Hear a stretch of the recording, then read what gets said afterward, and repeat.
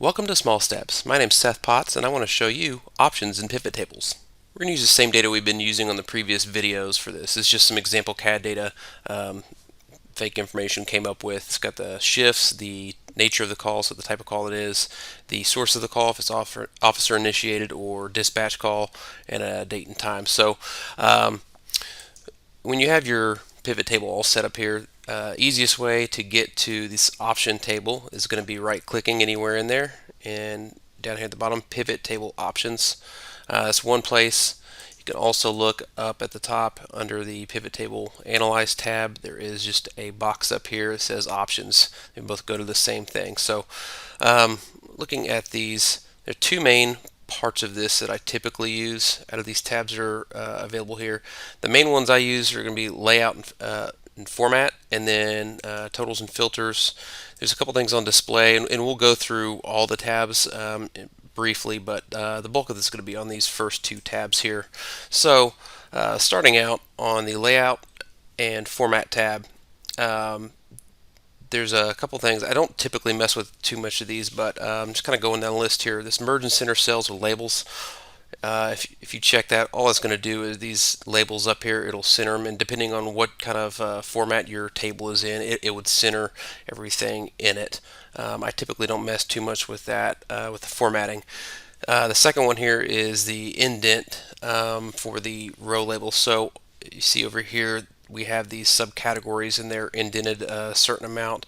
If you wanted to increase that, say we move this up to just to show the difference, 10, you can see over here it moves them quite a bit to the right doing that. So this is more of a formatting thing there.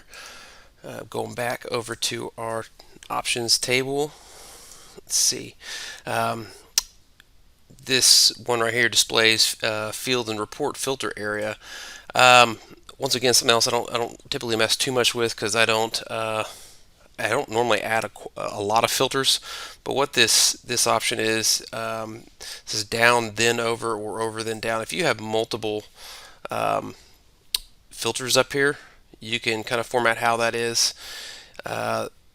If you choose, we'll just say we'll do this for 2, and I'll come over here and I will put a couple options up here, up under the filters.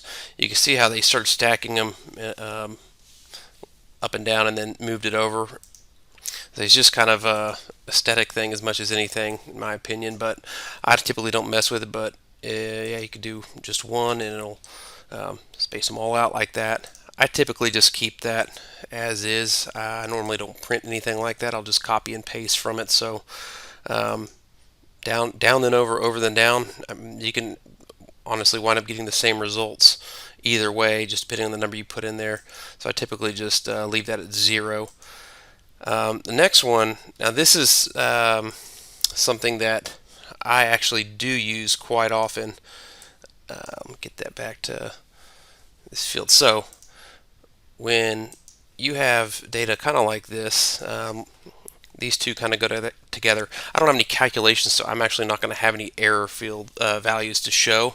But if I had a calculation and get that # NA or however it would list it as an error, you can specify what you want that to show as. Now, what I do have a lot of times with stuff like this, you see these blanks in here. I mean, that's basically for the account. There's just nothing there, so it would be a 0. I typically like seeing that 0. So when I check this for empty cells show, I can put that 0 in there, and it will plug all those blanks in with zeros. And you can customize that to do have it show whatever you would like in there. Go back to this table here. The auto fit column width on updates. Basically, if you're going to customize how you do that and you expand these out or close them in, if you have this checked and you update it, it will go back to auto fitting those. So if you had any customized scaling you did for the columns or rows, it would remove that. So just note that if you have this checked and you go ahead and do that, it will automatically update how that looks. So if you want a specific way, just keep that unchecked. Going over to the next tab is the totals and filters. Now,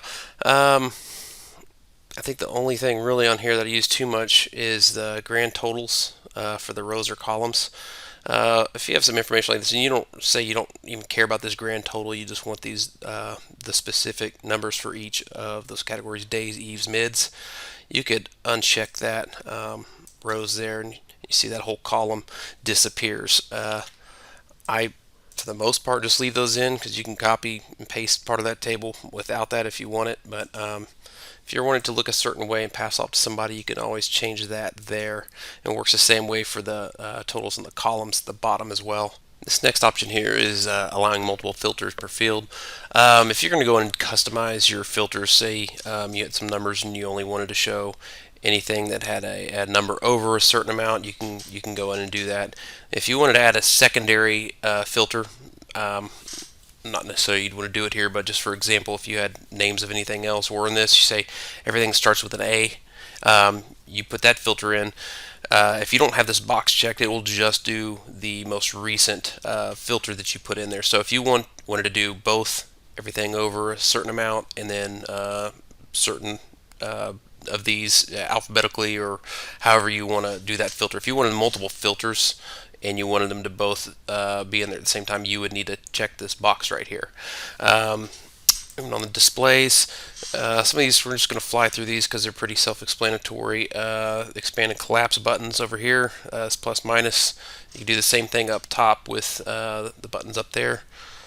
The contextual tooltips is when you hover over something and it kind of shows a little summary of that cell that you're over. If you wanted to turn those off, you could check that off right there. Display field captions and filter drop downs. It's kind of more of a formatting thing again. It's just removing some of these labels and drop downs. The classic pivot table layout, if you are used to, I think it's 2003 and earlier, they had where you could actually click and drag around the actual pivot table to move things. So I could click this dispatch time, say, and move it somewhere down in the rows or columns. I'm not used to that, so I keep that unchecked. But it's something you can definitely turn back on if you're used to the old formatting there. Down here, the field list, if your data over here is in alphabetical order, or you prefer in alphabetical order, you can do that there if it's a longer list, or just in the data, data source order, which would just be the how your columns are already in order. It will do that. So I think mine just happened to be alphabetical as well. No, actually, no, it was not. So I could change that alphabetical if I had a longer list and made it easier to find things. I could check that there. Printing, I don't do a whole lot of printing straight from here, but these options are pretty self-explanatory. The expand and collapse buttons, if you want them shown, you check that. If you don't, you can have it unchecked. Repeat row labels on each printed page. If you get a table that expands onto a second page, if you have that box checked there, the row labels will appear on that second page as well. They did data. If you have a live connection and you're every time you open it and you get new data that pulls in, this save data source with file, if you save it, it'll save the current information that's in there, and that'll allow, even if you're not connected into your source, you can still work with that information there. The refresh data when opening the file, if you have that checked, if say you have live data that comes in and changes on your data portion, table portion, or however you have that data coming in, your pivot table linked to it, if you check this box, it will automatically refresh when you start up. Otherwise, you'd have to go in and check or click the refresh button up top. The alt text is on quite a few things. This is just essentially it's just a label for someone to be able to read out loud to somebody else. Just an explanation of what this is. It'll work the same way for pictures or graphs or anything else like that. But you just put your title in here, CAD calls, call types by shift, and whatever description, and that way someone wanted to read out to somebody else what that is, an explanation, they could do it from there.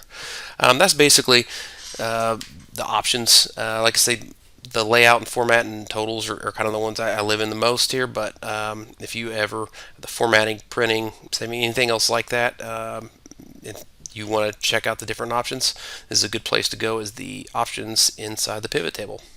If you found this tutorial helpful and would like to see more, click like and subscribe. Be on the lookout for more videos in the future. Next video coming up is going to be a continuation of the pivot tables, and we're going to be looking at slicers.